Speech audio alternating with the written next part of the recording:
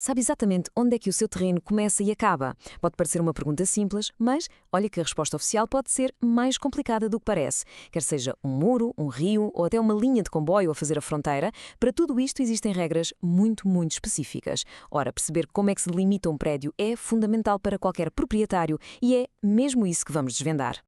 Ora bem, o nosso plano é simples. Primeiro, o básico. O que é que significa delimitação? Depois, mergulhamos nos casos práticos.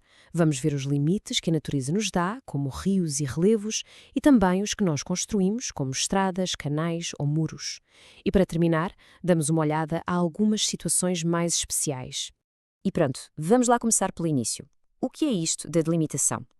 Antes de irmos para os exemplos práticos com muros e rios, é crucial percebermos este conceito. É a base de tudo.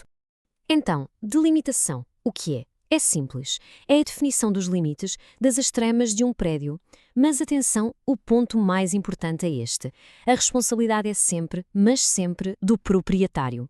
Este é o ponto de partida. Não há volta a dar. Ok, e quando não há muros? E se for a própria natureza a mandar? É isso que vamos ver agora. Como é que se define a fronteira quando temos, sei lá, uma encosta íngreme ou um terreno que acaba na margem de um rio? Vamos a isso. Imaginemos um terreno que acaba de repente numa encosta, num barranco. A pergunta é: onde é que fica o limite? A regra é clara. A extrema é definida pelo limite inferior, ou seja, não é lá em cima no topo, é cá em baixo, na base, onde a encosta acaba. É aí que o terreno termina oficialmente. Agora, rios. Se um terreno confina com um rio grande, daqueles navegáveis ou que sentem as marés, a regra é que o limite do terreno vai até à linha que limita o leito desse rio. Na prática, isto quer dizer que a propriedade vai mesmo até à margem, até onde a terra acaba e a água começa. Mas cuidado, a regra muda totalmente se estivermos a falar de um ribeiro mais pequeno, um daqueles que não é navegável. Aqui a lógica é outra. A fronteira já não é na margem, passa a ser o eixo, ou seja, uma linha imaginária que vai mesmo a meio do ribeiro. Pronto, vimos os limites naturais. Agora vamos passar para aqueles que foram criados pelo homem. Estradas, linhas de comboio, canais, tudo isto também serve de fronteira. E como vamos ver, as regras são igualmente rigorosas. Começando pelas estradas. Há aqui dois cenários. Se o terreno for plano, o limite é o lado de fora da estrada, já a contar com os bermas ou passeios. Agora, se a estrada estiver numa encosta, a coisa muda. O limite passa a ser ou a aresta de cima da zona escavada ou a aresta de baixo do aterro. E as linhas de comboio? Em terreno plano, a regra é muito precisa. O limite do terreno não é o carril. É uma linha paralela a uma distância certa do carril que está mais para fora. E que distância é essa? É de 1,5 m. Fixem este número, 1,5 metros. É fundamental para quem tem terrenos ao lado da linha do comboio. A medição é feita a partir da face exterior do carril mais próximo. E tal como vimos com as estradas, se a linha de comboio estiver numa zona com declive, a regra também se ajusta.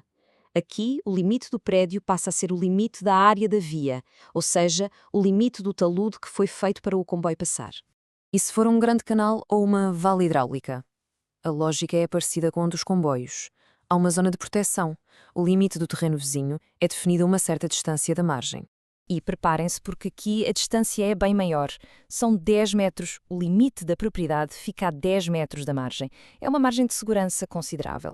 Mas se estivermos a falar de uma vala mais pequena, uma vala comum, voltamos à lógica dos rieiros. O limite não é a margem, é o eixo, a linha que passa mesmo a meio da vala. Muito bem. Agora vamos a um dos casos mais comuns de todos, que dá muitas dores de cabeça. Muros, sebes e vedações. Aqui a pergunta de ouro é só uma. Isto é de quem? Porque a resposta a essa pergunta vai dizer-nos onde fica o limite. E a diferença é enorme. Reparem, se o muro for comum, ou seja, dos dois vizinhos, então a lei diz que o limite passa mesmo ao meio do muro, no seu eixo. Mas se o muro for só de um proprietário, a fronteira é a face exterior do muro, aquela que está virada para o vizinho. E com as sebes, exatamente a mesma coisa. Se a sebe for comum a dividir os terrenos, então a linha da fronteira passa pelo meio dela. E com as vedações, que são só de um dono, a regra é igual à dos muros, que são só de um dono. O limite é definido pela face de fora da vedação. Isto quer dizer que a vedação, com os seus postes e tudo, tem de ficar inteiramente dentro do terreno do proprietário. E para acabar, vamos ver algumas situações mais particulares. Casos especiais, que envolvem construções e outros pormenores que muitas vezes levantam algumas dúvidas. Ora, aqui está uma regra simples, mas que é muito importante saber. As varandas não contam para definir o limite do prédio. A fronteira é definida pela parede do edifício, pela estrutura principal. A varanda pode sair para fora, mas não aumenta o terreno. E se houver edifícios por cima de uma passagem, tipo um túnel ou uma arcada? A regra é que cada propriedade lá em cima é delimitada de forma independente, de acordo com a sua planta. Para efeitos de limites, é como se a passagem lá embaixo não contasse. O que interessa é a projeção vertical de cada um. E por último, o que acontece em terrenos de acesso muito difícil ou com uma mata tão densa que nem dá para pôr marcos? Aí usa-se o bom senso. O limite é definido pela borda visível dessa vegetação ou do relevo.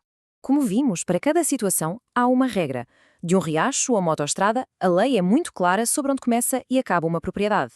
Conhecer estas regras é mesmo o passo mais importante para evitar chatices com vizinhos. E agora, fica a pergunta no ar. Os limites de um prédio, será que estão mesmo bem definidos?